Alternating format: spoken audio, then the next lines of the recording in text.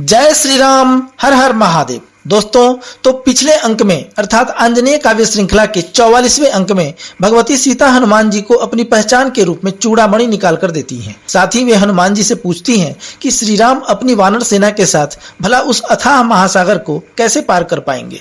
तब हनुमान जी माता सीता को अनेकों प्रकार से ढाढ़स बंधाते हुए कहते हैं कि माता, श्री राम की सेना में मुझसे भी अत्यंत बलशाली वानर हैं। मैं तो उनमें सबसे कमजोर वानर हूँ, इसीलिए दूत के कार्य पर लगाया गया। तथापि इस महासागर को मैंने आसानी से लांघ लिया, तो फिर अन्य वानरों की भला क्या बात है। और रही बात श्री राम की, तो सो सिंह सिंधु सरानल बांधी तट सर जाल कोविद तरही तरही पर तरही अटल हर हाल। तो या तो श्री राम अपने बाणों की ज्वाला से पूरे समुद्र को ही सुखा देंगे अथवा इसके दोनों तटों को अपने बाणों से बांधकर यहाँ आएंगे।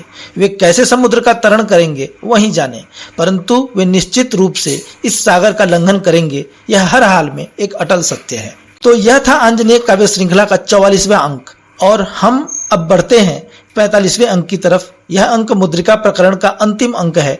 इसके बाद हम शक्ति परीक्षण अंक में प्रवेश करेंगे, जिसमें अशोक वाटिका विध्वंस, रावण के राक्षसों के साथ हनुमान जी का युद्ध, रावण हनुमान संवाद और लंका दहन निहित होगा।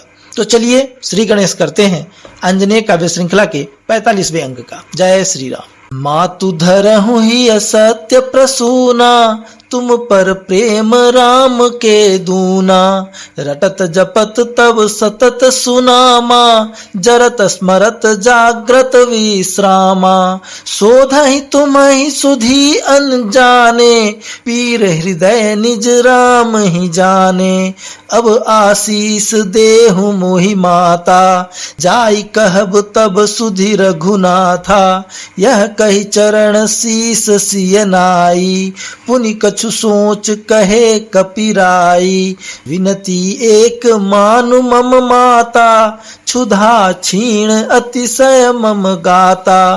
देखी सरस फल मधुर सुस्वादी, आम पनस मधु स्रोत अनादि।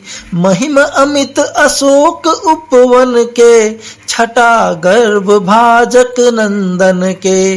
दिव्य पुष्प फल विरल त्रिलोका, सकल सुलभ वाटिका अशोका। मातु यदि तब आशीष पाऊं, उपवन छटा देख कर आऊं। कही मातु तब कपि समुझाई, अति अभेद्य यह काल ही खाई। बहुविधि अस्त्र शस्त्र कर मंडित, रण कौशल प्रवीण अति पंडित। करहि सकल उपवन रखवारी, दुर्जय बहु दानव भयकारी। कोविद सकहि मधुर फल खाई, शक्र सुरादि न पारहि पाई। तो हनुमान जी भगवती सीता से आगे इस प्रकार कहते हैं कि हे माता, आपको तो हृदय में इस बात को लेकर प्रसन्नता होनी चाहिए कि जितना प्रेम आप श्री राम से करती हैं, श्री राम उससे भी दुगुना प्रेम आपसे करते हैं।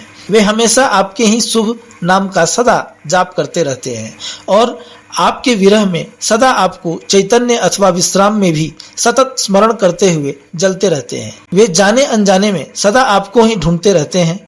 उनकी दशा का मैं भला क्या वर्णन कर सकता हूँ, अपनी दशा स्वयं श्री राम ही जानते हैं। इसलिए हे माता, अब आप पुनः आशीर्वाद दीजिए ताकि मैं वापस लौटकर श्री रघुनाथ जी से यहाँ का सारा समाचार यथावत बता सकूं और उन्हें शीघ्र यहाँ लेकर आ सकूं। यह कहकर हनुमान जी ने माता के चरणों में प्रणाम किया। फिर कुछ सोचकर वे भगवती सीता से बोले कि हे माता, मेरी एक विनती है, कृपया इसे मान लीजिए। हे माँ, मुझे बहुत जोर की भूख लगी है और भूख के कारण मेरा शरीर कमजोर पड़ गया है। यहाँ के उपवन में ये मधुर फल और मधु देखकर तो अब रहा नहीं जाता है। आम, कटहल आदि फल कितने सुंदर और सरस दृश्यमान हो रहे हैं। हे माता, मैंने इस अशोक वाटिका की ख्याति के बारे में बहुत सुन रखा है। कहते हैं कि इंद्र का नंदन उपवन भी इसके समक्ष कुछ भी नहीं है।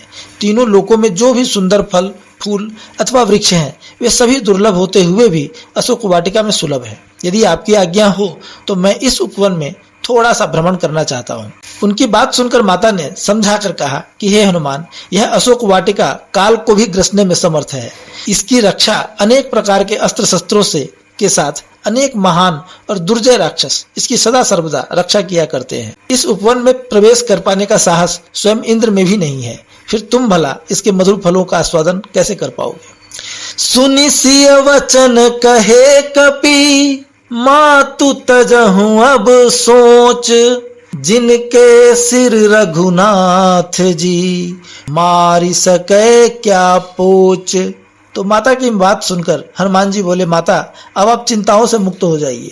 एक तो मैं इनसे डरता नहीं, और दूसरे जिनके सिर पर स्वयं श्री रघुनाथ जी का वरद हस्त हो, उसे भला ये दुष्ट क्या मार पाएंगे। देखी बुद्धि बल विपुल कपि, अकल कला वागीस, एवमस्तु कही मैथिली, दिए कपि आशीष।